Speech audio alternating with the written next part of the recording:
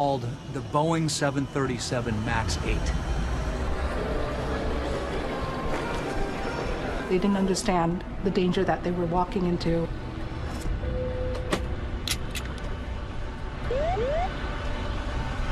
Pull up. Pull up.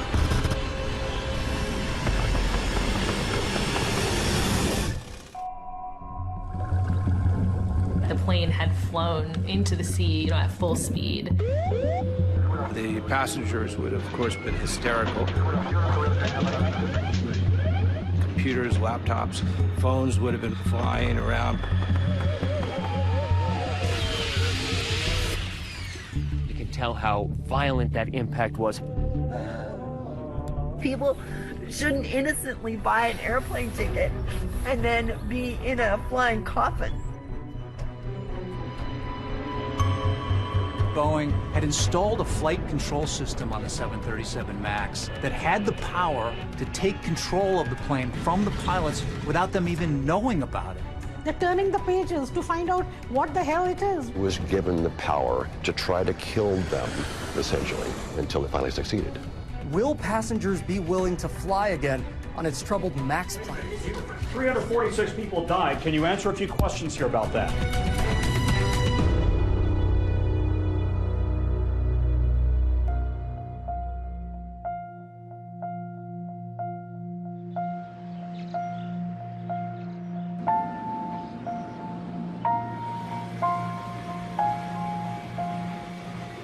On a sunny March morning in Addis Ababa, the capital of Ethiopia, a truly remarkable group of passengers converged on Bola International Airport. 149 passengers from 35 different countries around the world got ready to board Ethiopian Airlines Flight 302, heading off to Nairobi. It was seemingly just packed with people who are on goodwill missions of various kinds. There was a big environmental conference happening in Nairobi, a UN environmental conference. Amongst the 149 passengers were also 9 Ethiopians, and one of them was Tamru Mulu, who is a child protection advocate. He was a kind of person who's really passionate about life, especially children who are suffering from conflict, drought. Also on that Ethiopian Airlines flight were 8 Americans, including 24-year-old Samia Stumo, who was raised on a Massachusetts farm by a family with a very strong tradition of activism. Samia had just started work for ThinkWell, which is a global healthcare organization. This was her first assignment. She was going to East Africa. She, at 24, had impressed them that they sent her instead of someone, a dozen years her senior. But not everyone on that flight was on a goodwill mission. There were also 2 brothers from California, Melvin and Bennett Riffle, on one last adventure together because Melvin was about to become a new father. Tell me how big this was for these 2 brothers to do this together. That was pretty remarkable. I thought so. I mean, No, I think so too. Yeah. I think it's rare that 2 brothers their age would stay close enough to want to travel with each other like that. Also on Ethiopian Air 302 that morning, a young Russian couple on vacation, Alexander Polyakov and his wife, Ekaterina. Они очень любили путешествовать. У них мечта была сразу. Но они перво-наперво, как они хотели именно поехать в этот национальный парк в Кению, чтобы увидеть крупных кошек. And as they got ready to board, Ekaterina posted this cell phone video on Instagram of their plane outside that was waiting for them. In general, very few people think much about the model of the plane that they're on. It's something that most people really don't think twice about. In fact, it was a brand new model welcomed into the Ethiopian Airlines fleet with a lot of ceremony just months earlier called... We are welcoming the state-of-the-art modern airplane, the 737 MAX 8. It was a groundbreaking move for Ethiopian Airlines to acquire this aircraft. The fact that it was new, the fact that it uses the latest technology, Boeing had had a track record of success, and all expectations at the time were that the MAX would just be, the next big thing for the company. But it turns out this brand new plane had a secret, unknown even to the pilots. And when it was revealed, it would not just impact Boeing in shocking and unforeseen ways, but the entire air traveling community worldwide. Boeing is an iconic American company. They're known as the king of the sky. This is a company that's at the heart of American engineering and American manufacturing. For Captain Sully, celebrated for successfully landing his crippled plane on New York's Hudson River, Boeing has long been the gold standard for passenger aircraft. Boeing had a century-long history of engineering excellence, an effective culture, good leadership. There's a saying, and it stands today: if it ain't Boeing, I ain't going. It's affirmation that Boeing has had our back for decades. 7 launches in 1958, and right off the bat, it is a huge success for Boeing. And it just so happens to be the same year that Frank Sinatra released Desirable, and it was glamorous. Air travel became sort of the vogue. People would dress up to travel. Meals and flights were not a joke, something that people might look forward to. The 1960s were an extraordinary period for the company because of the 7 series of planes. 707 was the first successful jet. And the 737 came. And then they would do the 747, the so-called Queen of the Skies, the first jumbo jet. Boeing, from that point forward, was the premier maker of passenger aircraft. By the 1980s, Boeing is unmatched in terms of its power, its reach, and those 700s planes are it. The company was so important to our country's economy, in part because it was the largest exporter in the world. I mean, they manufacture Air Force One. I don't think you can get kind of any bigger than that. But by the 1990s, Boeing started to face truly stiff competition from this European consortium called Airbus. But up until that point, Boeing hadn't really taken them all that seriously. But suddenly, they're up and coming. They've really accelerated to become the only other, at this point, major global competitor to Boeing for commercial aircraft. In late 2010, Airbus comes out with this new model that really shakes up the industry and puts serious pressure on Boeing to innovate. The A320neo, a single-aisle aircraft that had new, more fuel-efficient engines that could fly farther and for cheaper. People want to fly direct, and to do that, you need smaller, more efficient planes. Boeing was focused on the wide-body world. Airbus beat them to the chase. The A320neo. Damned if they didn't wind up becoming their fastest-selling airliner. And then Boeing's like, well, wait, what are we going to do? Boeing comes up with what they think is this really smart plan. Instead of developing an entirely new plane to catch up with Airbus, they decide to take a shortcut and revamp a model that's already on the market, saving them a lot of extra time and money. That's when they said, okay, we can take another look at the next iteration of 737. There were new engines, larger, more fuel-efficient engines being added to this aircraft. Boeing calls this new model the 737 MAX, and they promise they're going to fly more people, it'll cost less money, use less fuel, and cost a lot less to operate. United Airlines says it has cut a new deal with Boeing to build 150 737s for its fleet over the next 10 years, giving the aircraft manufacturer a leg up against its main competitor, Airbus. The Boeing 737 MAX was the fastest-selling airliner in Boeing history. Another ball out of the park for Boeing commercial aircraft. You've got United and American and Southwest all lining up to buy it, along with 70 other buyers around the world. One of the big customers early on was a young budget carrier in Indonesia called Lion Air. It was a huge deal. Tonight's Money Matters, Boeing has finalized its biggest sale ever, a $22 billion order from Lion Air of Indonesia. The 737 MAX 8 had been flying for 17 months without any incident, but then in October of 2018, suddenly, out of the blue, an alarming problem developed with one of Lion Air's brand new MAX planes. they don't realize that there's something in it that could potentially be hazardous and something that pilots and co-pilots are not familiar with. All of us are screaming like we are in a roller coaster. To be honest, I think this is my last flight and this is my last day.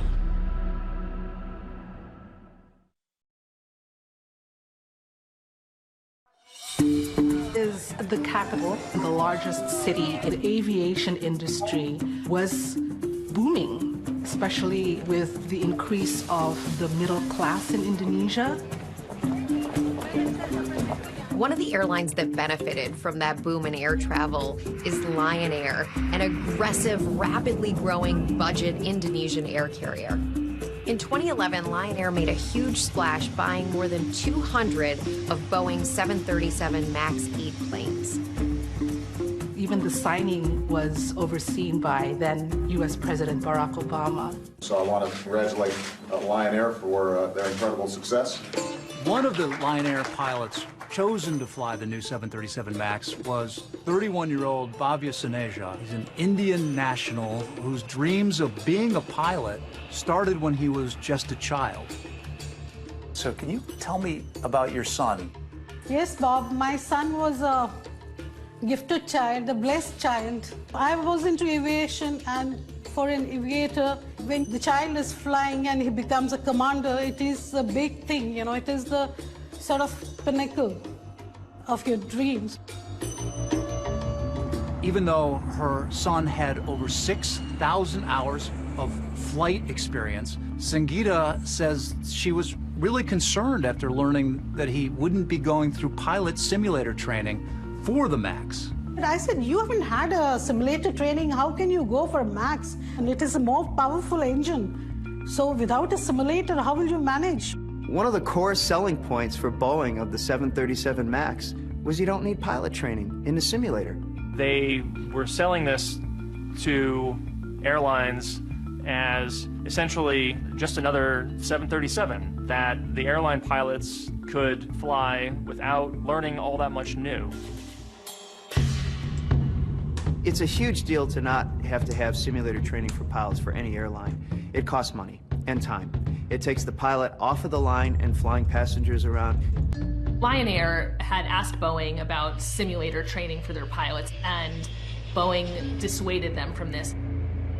Now, according to internal Boeing documents, one of their employees ridiculed the request in a message to a colleague saying, now, Lion Air might need a sim to fly the MAX, and maybe because of their own stupidity, I'm scrambling, trying to figure out how to unscrew this now. Idiots.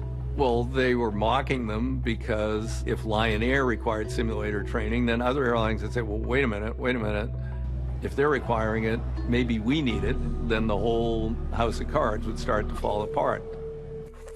He said, Mom, I've been given ground training. They have given me a training on iPad.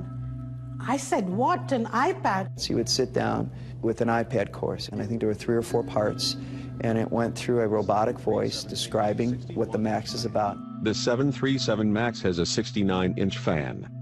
Did you see anything in it that looks, wow, that's substantial, we should probably do more training? It seemed to be enough.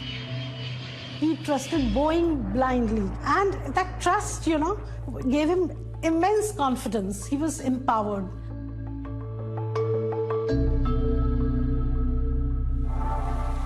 In October of 2018, Lion Air had a handful of the new 737 MAXes in its fleet, and one of the aircraft was going to be departing from Bali with the crew and passengers.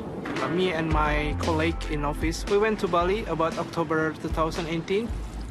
Bali is amazing for holiday, especially in Asia.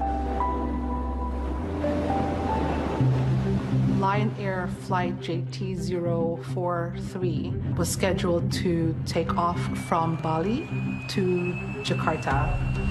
The flight was quite full of passengers, and most of them are local or domestic tourists like me. It's around 7 or 10 minutes after the takeoff, the flight suddenly feels like a fall down. It was a dive, a steep drop, 200 feet, and it wasn't something that was just caused by turbulence.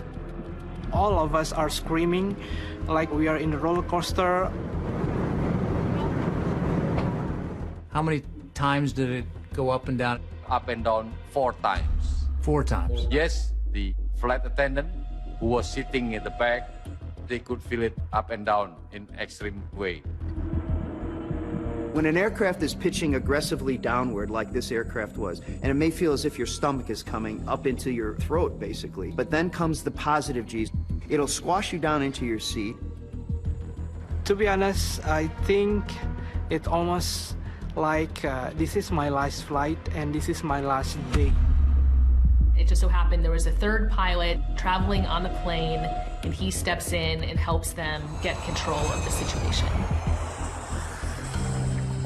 Until it's landed to the airport, I can hear everyone like say, so relief. Some of the passengers are Muslim. I can hear that say, Alhamdulillah, thanks God. I cannot say it in a word. It's really relief.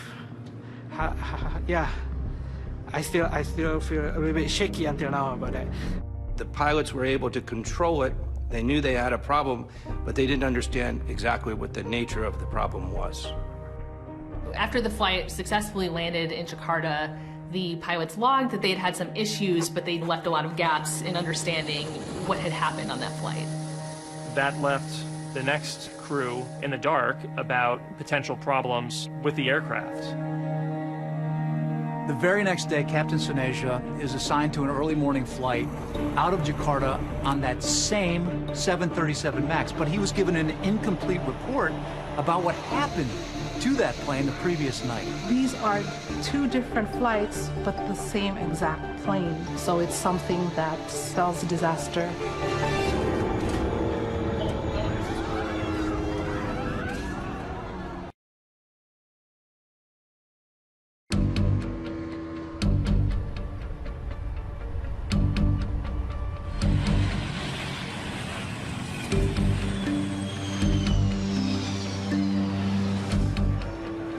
On the early morning of October 29, 2018, at the airport in Jakarta, the capital of Indonesia, Lion Air Flight 610 was getting ready to take off. Its destination was the city of Pangkal Pinang, which is located on the Indonesian island of Bangka. There was 189 people on board, 181 passengers, 2 pilots, and 6 crew members. One of the passengers was Miss Fiona Ayuzen. She was a businesswoman, 29 years old. She was flying back to Bangka for work. Bawain kopi ya, Pak, gitu. Karena saya suka kopi Bangka. Pas pulang ke rumah, Mama bilang sekolah yang bener, terus dikasih uang jajan. Terus kalau besok paginya udah nggak ngeliat, soalnya udah berangkat duluan mamanya.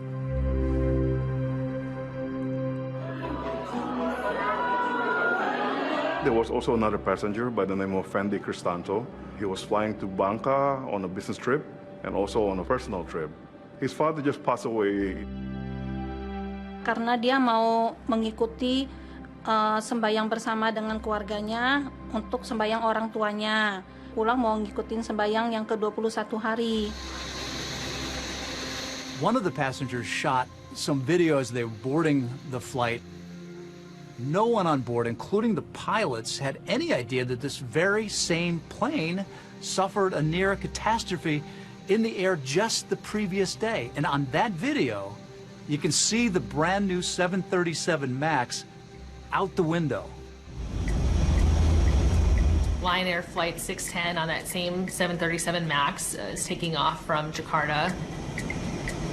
Very shortly after the flight takes off, the pilots are struggling with the plane. The stick shaker pops off. It is loud and it is rattling in the captain's hands. There are a cacophony, a tidal wave of other distracting alerts.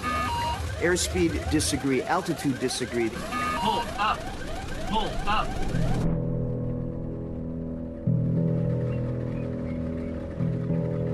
Just 10 minutes later, around 6:30 in the morning, a tugboat captain was out on the Java Sea just east of Jakarta. Saya merasakan ada sesuatu benda yang jatuh.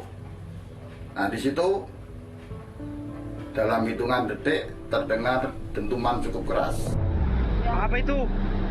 Jadi saya menghubungi Jakarta Radio. Iya, itu telah terjadi pesawat jatuh. The crash site, it is about 25 miles from Jakarta seaport. On my way to the crash site, really, I pray to God. I had great expectation that everybody still alive. Arriving on scene, when I saw the debris, the small pieces of fuselage, I lost my hope. Kalau di dalam, kebanyakan itu hampir sama dengan yang ada di permukaan. Karena yang ada di dasar laut, di kedalaman itu adalah potongan-potongan tubuh ataupun bagian-bagian pesawat, entah itu serpihan, kursi.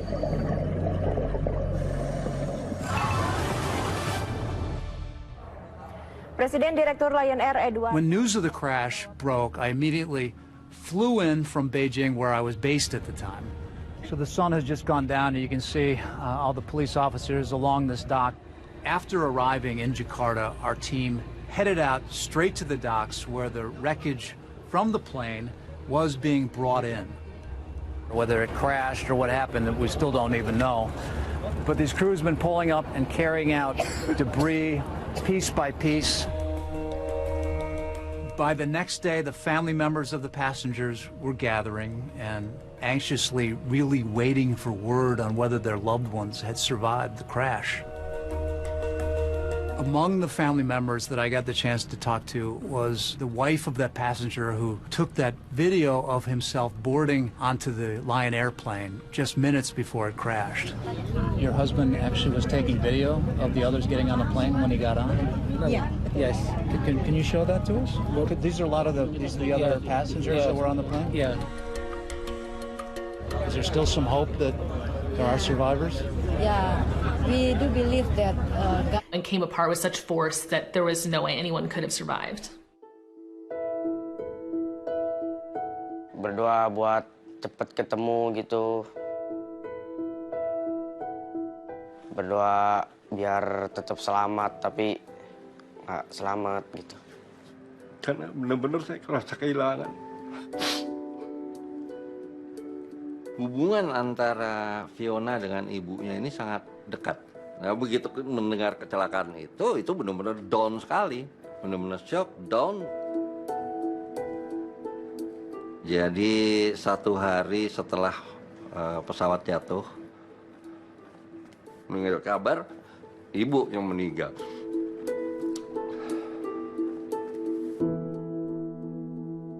Fendi left behind a wife and 4 children, the youngest who was 5 years old. Jujur ya Bu, suami saya itu kalau naik pesawat itu memang sangat khawatir. Dia itu paling takut kalau naik. Dengan rasa ketakutan yang dia. 737 MAX, it had only 800 flight hours. But it turns out there was a hidden danger on that plane. A flight control system that Boeing did not even tell the pilots about. There was nothing in the manuals that alerted the pilots to the existence of this new system that was placed on the MAX. Pull up. It has one mission, and that's to drive the nose down. Terrain. And it will not stop. Pull up.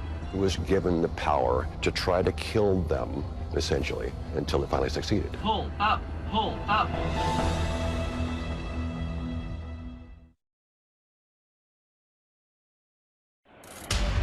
Devastating plane. My first thoughts were, boy, it's a brand new airplane. It must have been bad maintenance, or it must have been pilot error. A lot of Indonesians initially just saw that this was Lion Air fault. ABC's David Curley has the story. Good morning, David. George, the real thing that we need to find are those 2 black boxes, which will yield a lot of answers to all these questions. The National Transport Safety Committee found the flight data record. It becomes clear that something had gone terribly wrong. The pilots are struggling with the plane, almost in a tug of war. When we found the black box, we found that the aircraft was pitching up and then down, down and up and down and up. It's up and down for about 24 times. Had you ever seen anything quite like this? I never knew any case of the aircraft can fly up and down like this. I knew that the pilot was fighting with the aircraft. It would have been a terrifying roller coaster ride.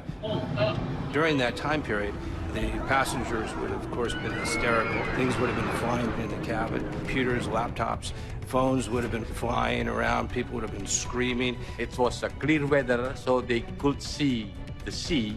And I think it will be very scary for everyone in the cabin to see outside, to feel the speed.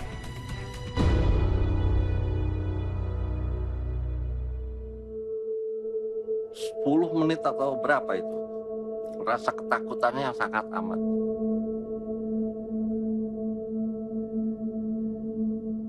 Saya yakin saat itu dia sangat takut sekali, Bu, dengan pesawat yang goyang seperti itu. Saya bisa ngerasain juga. When the cockpit recorder was eventually recovered, it was revealed that pilots were rifling through the pilot manual, trying to apparently figure out what to do. They're turning the pages to find out what the hell it is, why the aircraft is going down. They start shouting about which procedure should do. They knew that they were having serious problems and they just screaming the name of God. That point of time, that only pain he must have felt was the sense of failure, that he's not able to save others, except that he was a brave child, you know.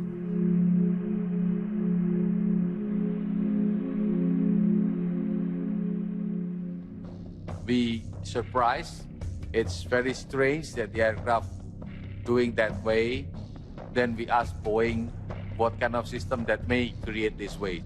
What Boeing revealed to investigators came as a complete surprise. It turns out that Boeing had installed a flight control system on the 737 MAX that had the power to take control of the plane from the pilots without them even knowing about it. The program was called MCAS. MCAS, Maneuvering Characteristics Augmentation System, and that this system, under certain circumstances, can trigger in such a way that it will cause the airplane to nose down. Why did Boeing put this MCAS system? What was it for? It's a mystery not only for us, but also for the pilot and co-pilot on board the plane. So the reason they put MCAS on the airplane was because they put these brand new huge engines on an old airframe. In order to have sufficient ground clearance, they moved the engine further up above the leading edge of the wing and further forward, and that changed the way the airplane flew. And this effect of the engines came in and the airplane starts to want to pitch up all by itself. The idea was to provide something that would offset that pitching moment or causing the nose to come up. When the plane computers think the plane is in danger of a stall, so in very basic terms, MCAS pushes the plane's nose down by automatically triggering the rear horizontal stabilizer. So the MCAS is there to correct what MCAS thinks is wrong. Right. The pilots have no idea why this plane is going down against their will, Yes. so they try to fight it back. Yes. One of the most fundamental muscle memory things a pilot knows how to do. If the nose goes down too far, you pull it back and you trim. And this battle goes back and forth a couple of dozen times. So it was MCAS, it was the computer against the pilot. Yes, and the way MCAS was designed, it was given the control authority to do it as many times as necessary. In other words, it was given the power to try to kill them, essentially, until it finally succeeded. Boeing's revelations about the MCAS system and what caused it to activate on the Lion Air flight in the first place would cause an uproar in the pilot community, and it would all lead to a secretly taped meeting where Boeing was recorded telling pilots that MCAS was being fixed. Those are going to be relatively straightforward software changes that we expect to be done in a fairly short period of time. We want to make sure we're fixing the right things. But while that was happening, the plane would continue to fly. They were rolling the dice with the lives of the global traveling public.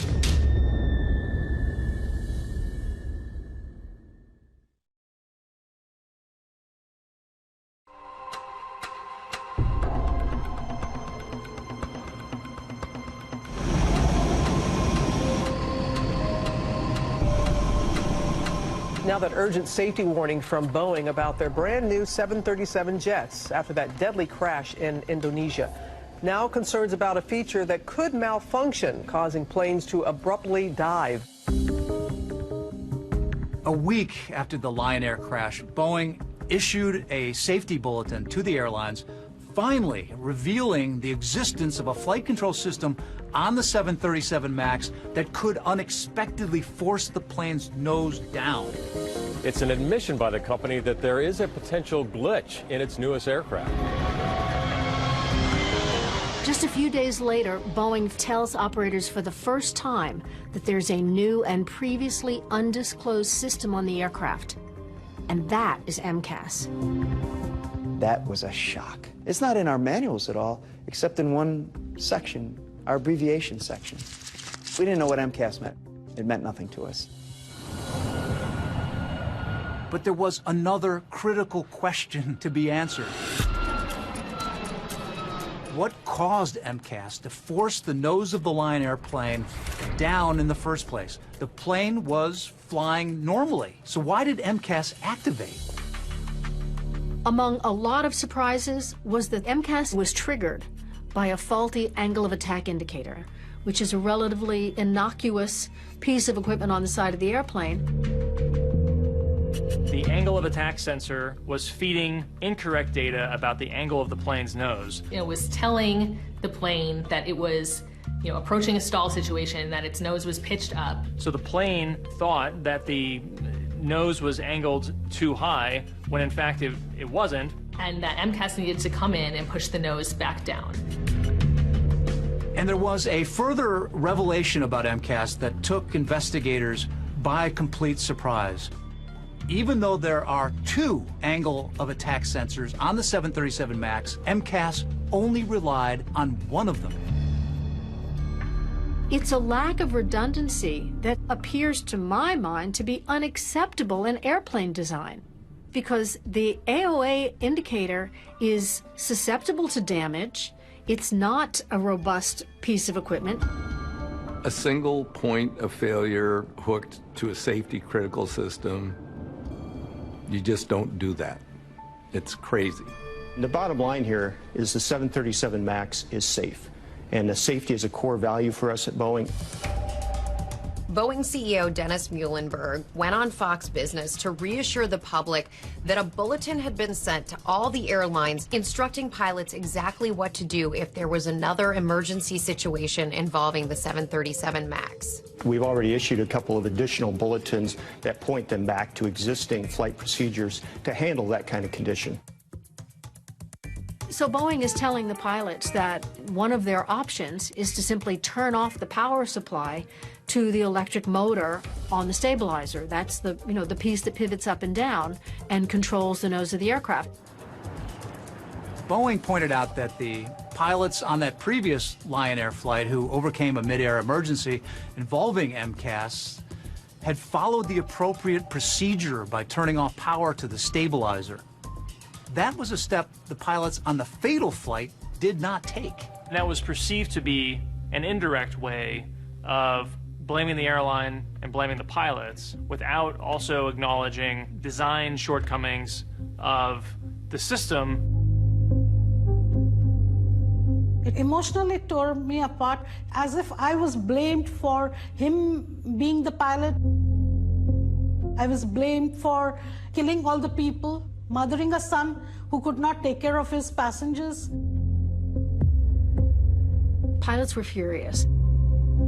pilot unions asked Boeing, why didn't you tell us if you put something on the airplane that's going to actually interfere with my job? Late November, about a month after the accident, 4 Boeing executives traveled to the headquarters of the Allied Pilots Association, the union that represents pilots at American Airlines. That meeting was secretly recorded by the head of the pilots union. Our president at the time wanted to make sure we knew exactly what was said. We flat out deserve to know what is on our airplanes. I don't disagree. I don't know that understanding this system would have changed the outcome of this. We try not to overload the crews with information that's unnecessary, so they actually know the information that we believe is important. It enraged us. Boeing always gives you the information. They don't parcel it out. We're working with the FAA right now to try to figure out what software changes we might make to eliminate the failure conditions that we experienced at that line here. They said, well, we're going to correct the software, all the things that you brought up.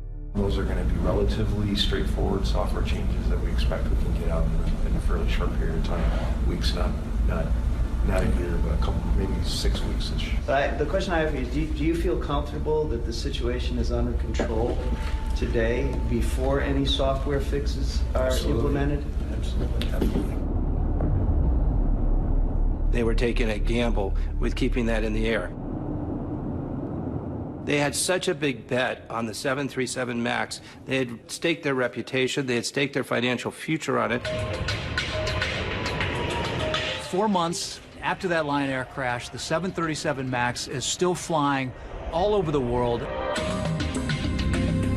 Meanwhile, 149 people are saying their goodbyes as they prepare to board that Ethiopian Airlines flight to Kenya. Among them, young Samia Stumo, who had just flown in from D.C. and was transiting to Nairobi for her assignment with her global health care organization. I guess she had landed in Ethiopia, and I said, safe travels, with a bunch of exclamation points, and she said, thanks, boo. We didn't know that there was an issue with the plane. We thought that the problem that happened in it... Maybe they didn't understand the danger that they were walking into.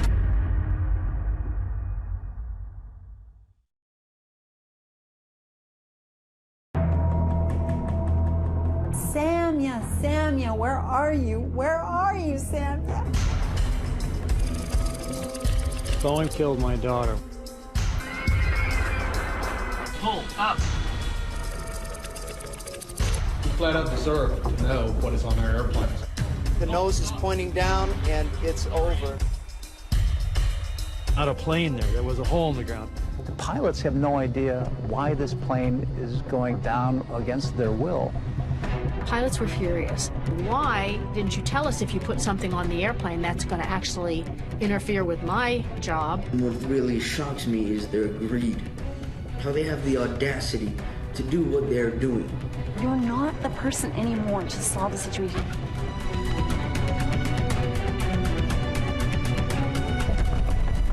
And they really should go to jail.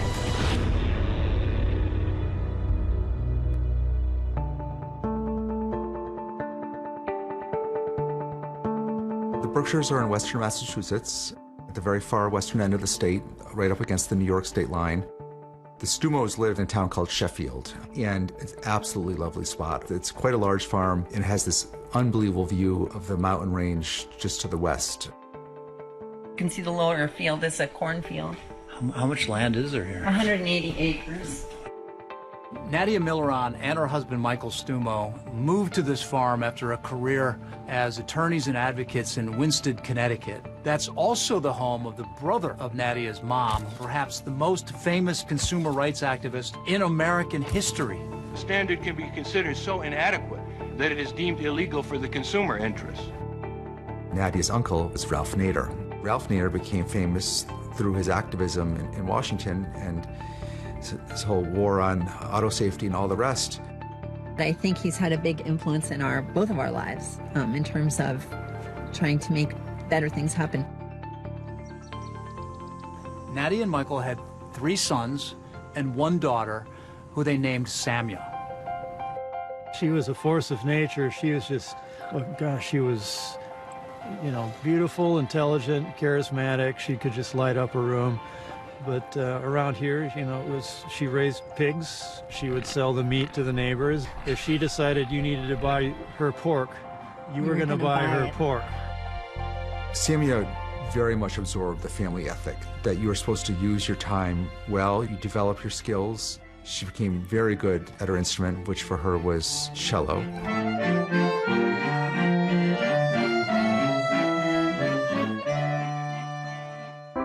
Watching Samia, you got the sense of someone who had really kind of brought together all these strains in the family, starting with Uncle Ralph in his activism, and then through her own parents. Definitely he influenced Samia tremendously because she was out there at 9 years old campaigning for his presidential campaigning. They made her cry. You know, your mother shouldn't allow you to be out here, and Ralph Nader is spoiling the election, and she understood the issues and she talked right back at them.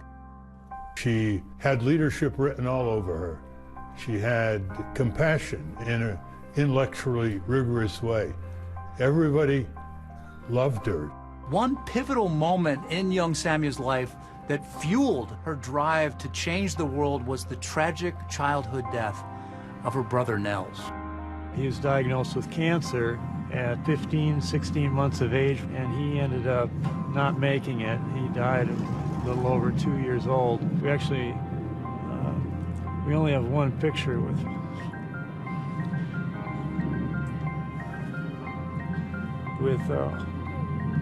all 4 kids. Did she ever tell you that part of her motivation and dream to get into medicine was because of what happened to Nels? Yeah, she did. She believed that, you know, her calling was healthcare, and I think that was partially a result of her exposure to her brother's illness. Samia went to the University of Massachusetts and then managed to get a full-ride scholarship for the public health master's program at the University of Copenhagen. Everybody liked her, but she was very firm in her beliefs. It really kind of forced you to think about what you said, think about what you believe, and defend it. When I met Samia, I was like really shy to like talk to people. We just would go on these fun adventures. It just helped me be more fearless. She had this knack of making you feel as fascinating as she was. In January of 2019, Samia had landed a dream job in Washington, D.C. with a global public health organization called ThinkWell.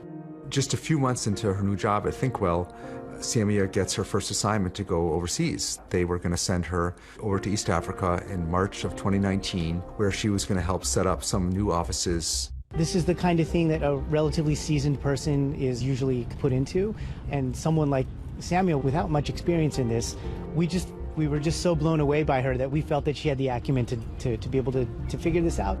As Samia got ready for her Africa trip, perhaps the last plane, killing everyone on board. And now we're going to turn to that. A new flight control system Boeing had installed on the plane called MCAS. Maneuvering Characteristics Augmentation System. This system, under certain circumstances, can trigger in such a way that it will cause the airplane to nose down, independent of the pilot's judgment. It turns out there was a defective sensor on that Lion airplane that accidentally triggered MCAS to activate and caused the plane to repeatedly go into a dive before it finally crashed. After Lion Air, there was not a lot of urgency. I think it was sort of easy to dismiss it as a one-off. I would say it pretty quickly faded from view for the majority of the traveling public. On March 10th, 2019, Samia left D.C. for Addis Ababa, Ethiopia, where she would be transferring to another plane on her way to her assignment in Kenya. So there's 149 travelers from around the world, and they're about to get on the newest Boeing airliner, the 737 MAX. They have no idea of the danger.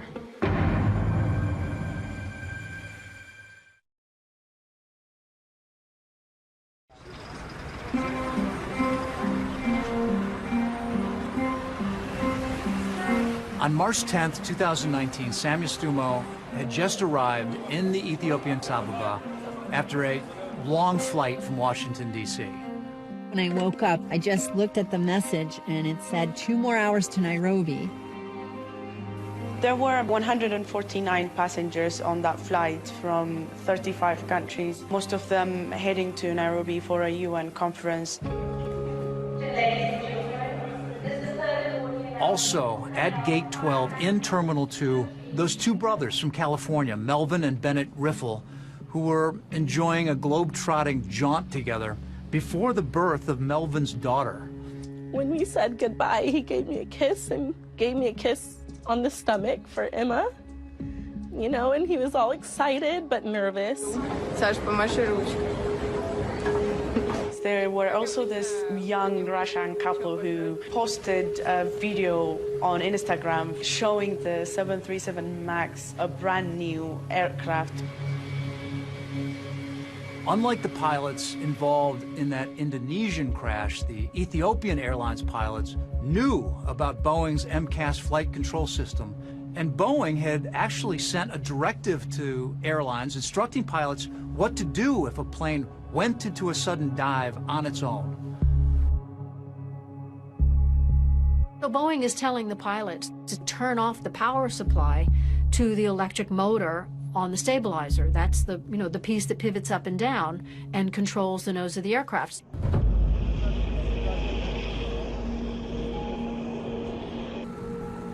It was a bright Sunday morning. The plane took off at 8:30.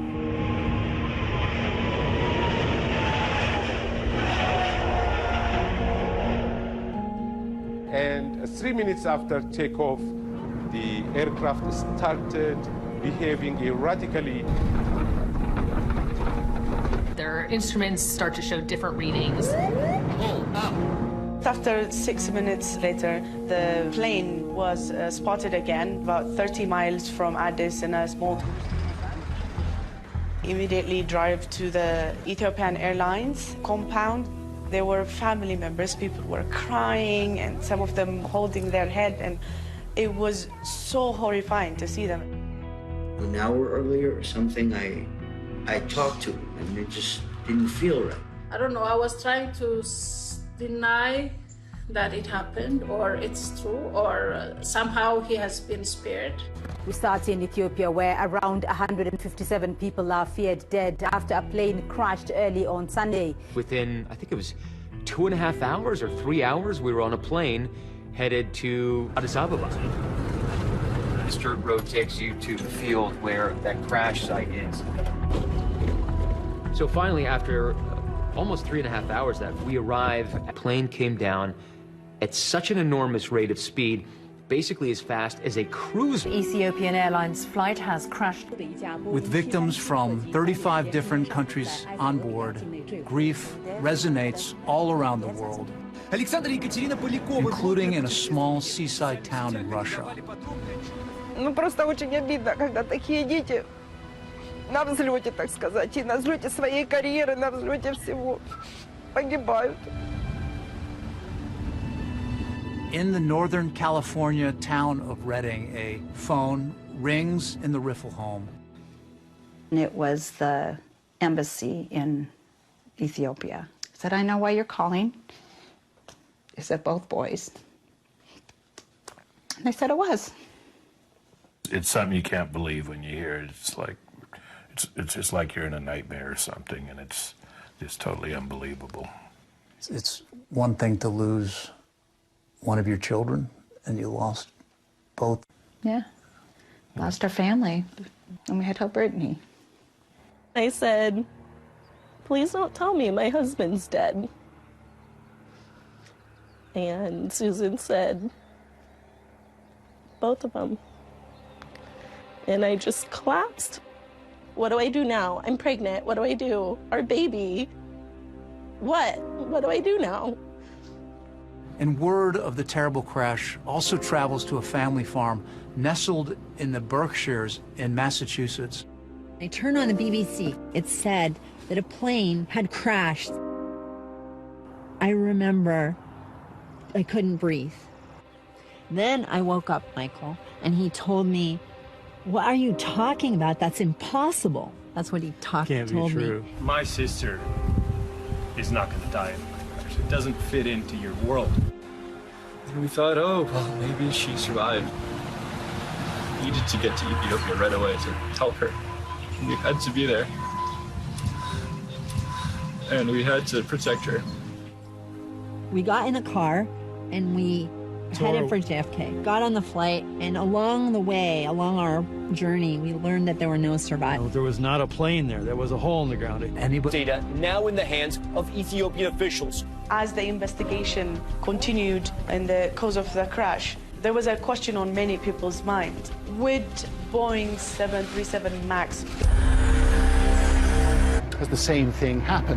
Next day, and it didn't take long for investigators to conclude. Angle of attack sensor triggered the activation of the first officer saying, pitch up, pitch up, pitch up, while the MCAS was kicking and nosediving the aircraft. It was so difficult for them to keep the aircraft under control. Despite similarities between the two crashes, this time there was a huge difference. Not only the Ethiopian Airlines pilots knew about MCAS, they also followed Boeing's instruction on how to disable it. The crew performed all the procedures repeatedly provided by the manufacturer, but was not able to control the aircraft. This was actually pretty shocking because Boeing had been suggesting that overcoming an erroneous MCAS activation was pretty straightforward. If that was the case, why did this second accident happen? To better understand why those pilots could not recover control of the plane, we asked two experienced American Airlines pilots and members of the Allied Pilots Association to take us through what might have occurred in that Ethiopian Airlines cockpit based on information from the black boxes. So in here, what will we see? In this airplane, while it is not a MAX, the displays are very similar, but what's unique about the MAX in this case is the MCAS. I'll be kind of simulating the MCAS with my electric trim switch to show what the MCAS would be doing. So now we're going to take off from the capital of Ethiopia, Addis Ababa, heading to Kenya. Yep. Shortly after the takeoff, faulty data from the plane's angle of attack sensor triggers a myriad of false alerts in that cockpit. Seconds after you take off. Altitude disagree, airspeed disagree. The stick shaker is shaking continuously, very loud. This will not stop throughout the entire flight. In the middle of all these distractions, MCAS suddenly activates. MCAS is firing. Starts to push the nose down. I'm pulling back, and then I trim up, get a little bit of trim up on it, and the MCAS kicks in again. The MCAS is more powerful and fast than what the pilot can do, so it'll always win more. It was at this point that the Ethiopian Airlines pilots followed Boeing's instructions and cut off electronic power to the stabilizer in the plane's tail. So you realize that MCAS is not working. But the problem now is that the nose is so far down, they're having trouble holding it back, yeah. MCAS had left the plane in such a precarious position that the pilots did not have the physical strength to manually pull it out of that deep dive. Now the stick is getting very, very heavy, so the captain says, pull with me, which is basically saying, help me. I've got a lot of weight on this, but I have no trim to do it. I go, okay, manual trim. Okay, and I'm trying, but it's not working. I can't hold it back. Unable to control the plane manually, in a last-ditch effort, the Ethiopian pilots decided to turn the electronic stabilizer system back on. The MCAS fires. And this fire goes and goes. I'm pulling back, a little bit of trip. And now the nose is pointing down and it's over. Stop the sim. They're headed toward the ground. They turn those switches back on, which is not in a checklist, but welcome to the battlefield. You're staring at the ground and you don't know what else to do. Do you ever think about what goes through the mind and the heart of pilots when the plane is going down? Yes, I don't like to think about that. I think that's everyone's worst nightmare. It's hard. But they fought. They fought. They did what pilots do. The system let them down. The system let them down. Unlike with Lion Air, the Ethiopian Air crash has sudden and swift repercussions for Boeing. Ethiopian Air immediately grounds their entire MAX fleet, and like a domino effect, countries around the world start grounding their fleets. All of us at Boeing are deeply sorry for the loss of life in the Ethiopian Airlines Flight 302 and Lion Air Flight 610 accidents. Boeing was saying that they were working on adding safeguards to MCAS to make a safe airplane even safer. Would the accident have happened without MCAS, though? You call it a link. It's a chain of events, right? There is no singular item. It's a chain of events. But what you came up with in the end was flawed, was it not? We've designed the MAX to have the flying qualities that were desired in the hands of the pilots. The MCAS system. They will not easily admit their wrongdoing, even where it is very evident.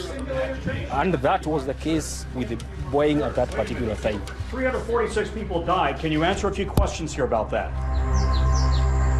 He's sorry that we lost our family members. He doesn't take any accountability for having caused their deaths. If Boeing thought that Nadia and Michael and the other victims' families were going to just quietly go away and not try to hold the company accountable, they could not have been more wrong. It was amazing to behold these two people from this farm in western Massachusetts coming down to take on really one of the biggest corporations in the world. Mr. Stumo, thank you for your presence today. Boeing killed my daughter. We're not afraid of anybody.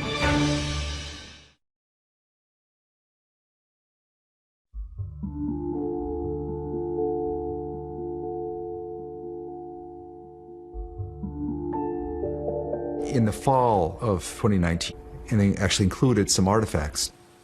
We got back Samia's business journal, which talks about her plans. We got back her passport. This is a business blouse that she took with her, and it all smells of jet fuel. They fill the room with the smell. I mean, to me, it's a smell of death. I don't want other mothers and other families to go through this. I don't want them to be trying to hear their daughter's voice and, you know, wonder what you would say to them. So that's why it's important to work on aviation safety. Because people shouldn't innocently buy an airplane ticket and then be in a flying coffin. While Nadia and her husband Michael were consumed by grief, they were able to quickly turn their anguish into action against Boeing. The family of Samia Stumo shares their pain so that others don't feel the same. Michael and Nadia fly to Chicago and file the first lawsuit against Boeing by an American family.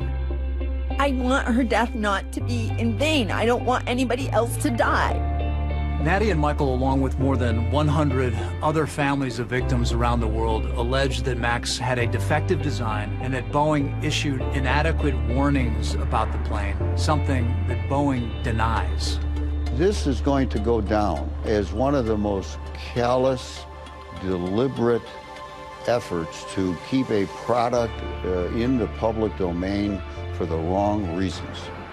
What really shocks me is their greed. I don't know how they can still, sleep at night. But there was a second front in Nadia and Michael's battle against Boeing. They and the other families were determined to take part in the congressional hearings into what went wrong with the 737 MAX and make sure that another crash never happened again. We have 3 generations of farm advocacy in my family, and Nadia, of course, has, Ralph Nader and her family and that advocacy. People should not fly this plane if it's ungrounded. My uncle said to us practical things. To never settle for staff, always go for the top. Like it's cruel irony. Samia's family knew how to do it because it's a very complicated system to navigate, and it's a fight. Nadia has really been, I think, a principal support for many of the other families out there, while Michael is pursuing the more, what's the fix and what went wrong. As we go forward, this committee will leave no stone unturned. We kept saying you can't just have the bureaucrats and the engineers and the pilots. It's all about the families. Today, I speak not only with my voice, but the voices of my departed family. Paul Girogi testified. And he had lost his entire family. I think about the last 6 minutes a lot. My wife and my mom-in-law knew they were going to die. They had to somehow comfort the children during those final moments, knowing they were all their last. I wish I was there with them.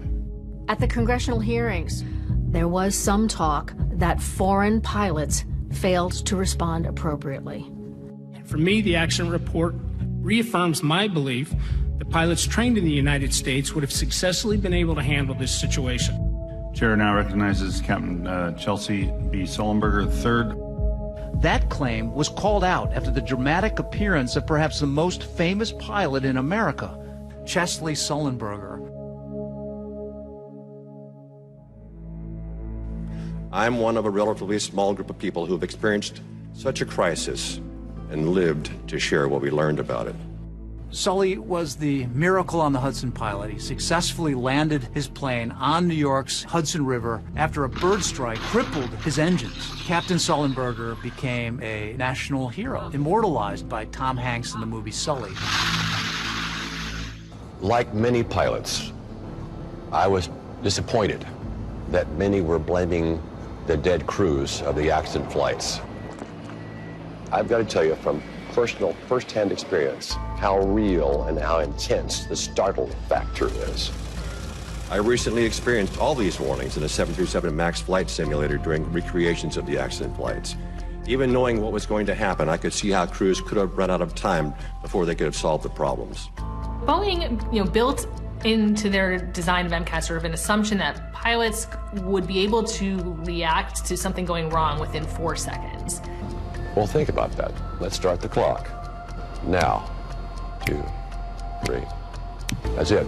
It's just really unlikely almost any airline crew would have acted effectively that fast. These accidents should never have happened. And I'm really distressed that they happened. But the investigation into Boeing would go much deeper, raising questions about whether Boeing knew about problems with the MAX before they put it in the air. The information coming out of the investigation is shocking. And it would all lead to a face-to-face confrontation between a grieving mother from a farm and the head of one of the most powerful companies in the world. And I want to, confront a situation, but I want to say it to you directly because I don't think you understand what we're saying.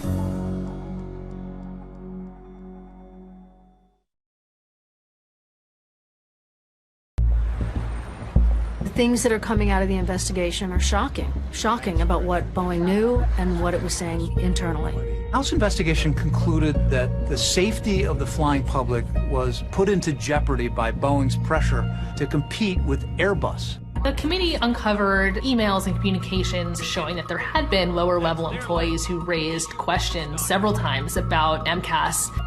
In an internal email, a Boeing engineer wrote about that problem that triggered MCAS in both plane crashes, saying, "Are we vulnerable to single sensor failures with the MCAS implementation?" This is back in 2015, asking about the vulnerability of these particular devices. Yeah, they're setting my daughter up to die in 2019. These are questions of life and death, but that's not how they treated them in the company. House investigators released documents they had obtained from inside Boeing showing that their own training pilots had a very dismissive attitude towards regulators and customers. One Boeing employee who emerged as a central figure in the investigation was Chief Technical Pilot Mark Fortner, who became well known in the media after his emails became public. Mark Fortner was the one who asked regulators whether they could remove any mention of MCAS from the Flight Crew Operations Manual. Fortner, in some of the emails and instant messages, was kind of gloating at his ability to, as he said, Jedi mind trick regulators. In fact, it was Fortner who wrote that instant message to a colleague mocking Lion Air for their stupidity in requesting simulator training, referring to them as idiots.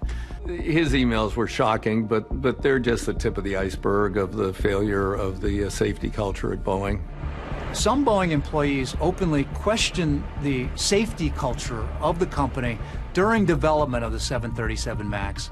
In one email, a worker said, "This airplane is designed by clowns, who in turn are supervised by monkeys." Another Boeing employee wrote, "Frankly, right now all my internal warning bells are going off, and for the first time in my life, I'm sorry to say that I'm hesitant about putting my family on a Boeing airplane." The safety culture was eviscerated under production pressure. Meanwhile, Nadia, Michael, and the other families have another battle to fight. And that's with the Federal Aviation Administration, which certified the 737 MAX as safe and allowed it to fly even after the first crash. One of the most explosive discoveries came from within the Federal Aviation Administration. And remember, the FAA's sole job is to ensure the safety of the traveling public. After the Lion Air accident, the FAA had done an analysis, that indicated that if nothing was changed, that there might be, 15 accidents over the course of the next decades while the MAX was in use. And, that would make it, the deadliest commercial airliner, ever. We stood out there in front of the FAA with our sign. Her life was just cut short. That was caused by complicity with Boeing.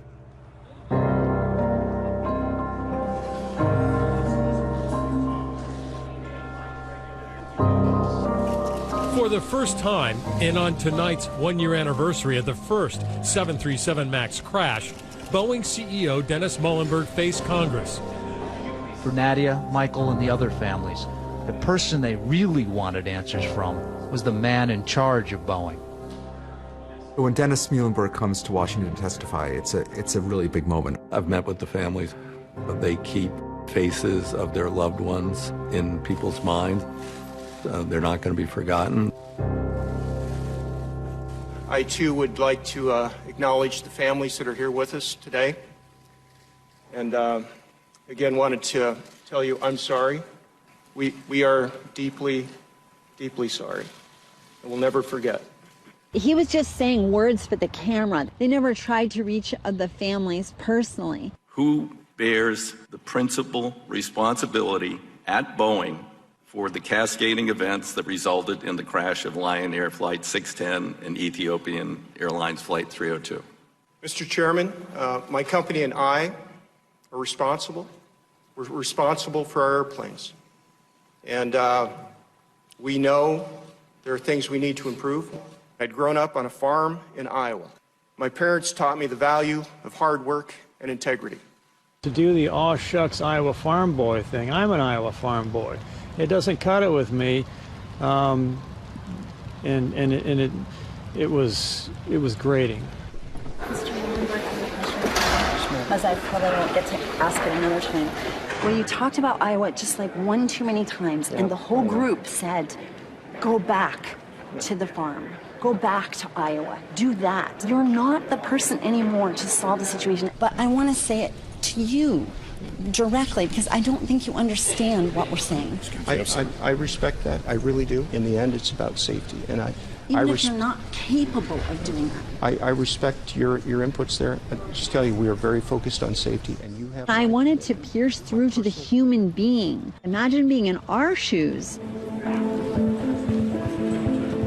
Just a couple months after the House hearing, Muilenburg was forced out as CEO of Boeing. But while Muilenburg may be gone, the clouds of suspicion over Boeing remain. And the Justice Department is investigating, and hopefully some people are going to go to jail. But after losing billions because of the MAX scandal, Boeing's commercial future may hinge on one question. Will passengers be willing to fly again on its troubled MAX?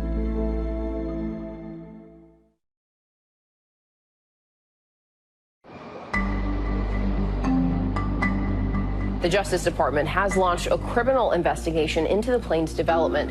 The government opened a criminal probe. The investigation is focused on whether Boeing withheld information from regulators. The Justice Department would not talk to us about the criminal investigation, but sources have told 2020 that at this point, agents are looking hard at one former Boeing employee in particular. Prosecutors at the Department of Justice were focusing on building a case involving Mark Faulkner, the former chief technical pilot for the 737 MAX. Faulkner's attorney did not respond to our repeated requests for comment, but has stated in the past that as a pilot and Air Force vet, he would never jeopardize the safety of other pilots or their passengers. He was part of the culture of concealment, but it certainly does not end with him. There's a lot of people much higher up in the food chain in Boeing who were involved in this. They really should go to jail. I mean, people who are responsible for decisions which kill other human beings should be personally responsible.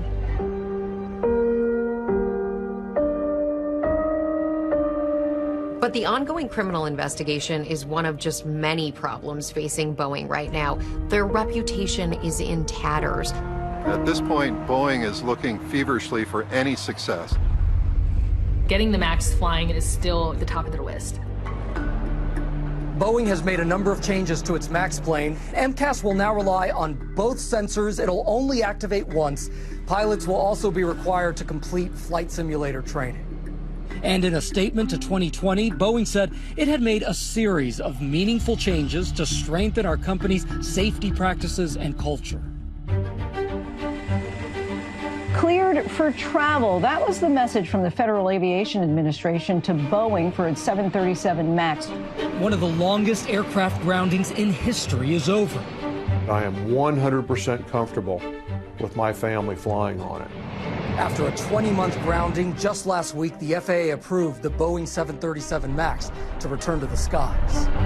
And on its website, American Airlines advertises the first MAX flight from Miami to New York City on December 29th.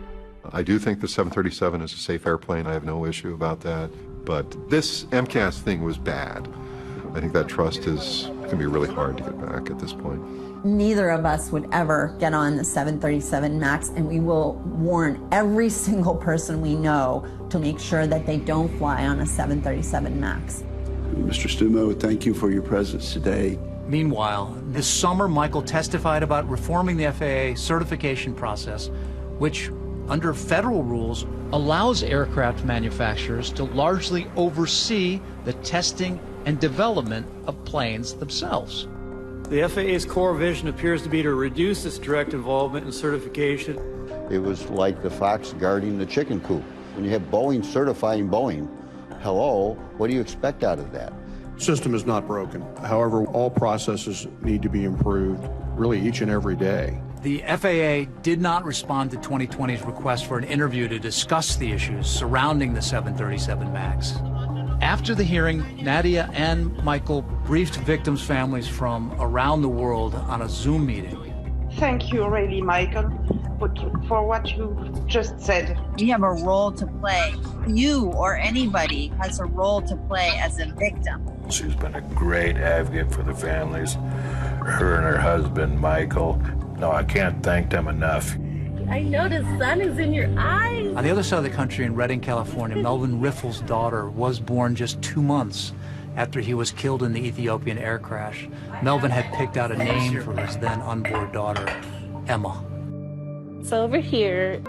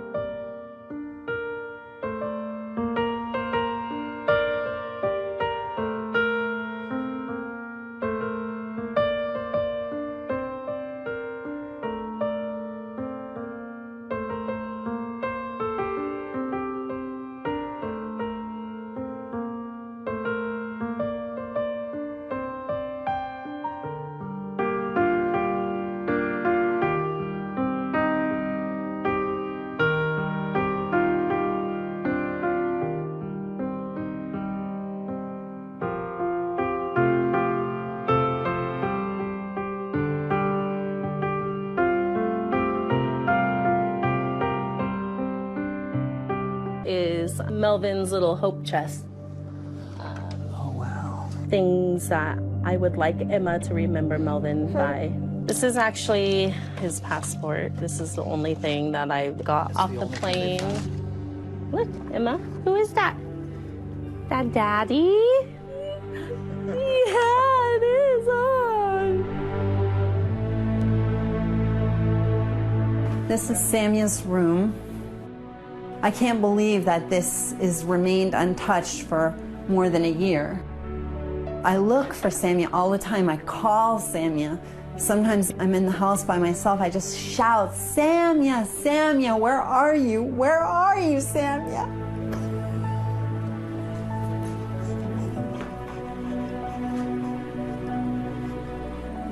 But Boeing took her, and I wish I could trade places with her. She deserved to live, and the world deserved to have Samia. I know she would want her family to fight that other people not die. Sammy just wants people that are wronged to be righted. Your team has destroyed a tower.